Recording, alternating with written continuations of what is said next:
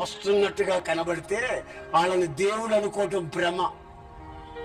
ఎందుకంటే చలనము లేదు, జీవము లేదు, రాతి విగ్రహాలు, పోత విగ్రహాలు. వాటికి దండం పెట్టి పాలతో కడిగిన, గంగలో నీళ్లు తీసుకుని స్నానాలు చేసిన అవేమీ పవిత్రపరచబడవు.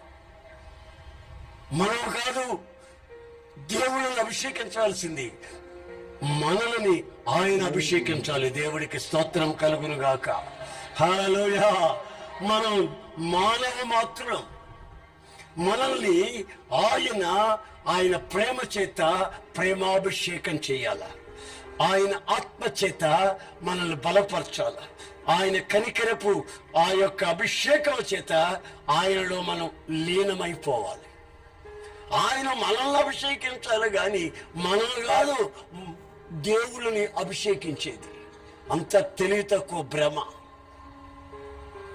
ఈ సనాతనమైన ఆచారాలు మన భారతదేశంలో ఎప్పుడు మటుమాయం అవుతాయో ప్రజలకు క్షేమం కలుగుతుంది. ఆ రోజున ఎంత ప్రయాసపడినా, ప్రభుత్వాలన్నీ తల్లక్రిందులైనా ఒకటి మాత్రం నిజం, మనుషునికి నెమ్మది, విశ్రాంతి కలగాలనుకుంటే దేవుని సన్నిధిలో నుంచి ఒక అభిషేకం మన మధ్యకు దిగాలి. ఆ అభిషేకం ద్వారా దేవుని ప్రేమ మనుషుని హృదయంలో నిండుగా మెండుగా కుమ్మరించబడుతుంది.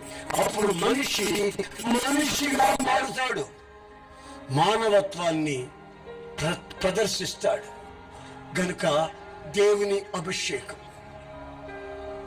నీ వ్యక్తిత్వానికి అవసరమనే సంగతి వాస్తవం.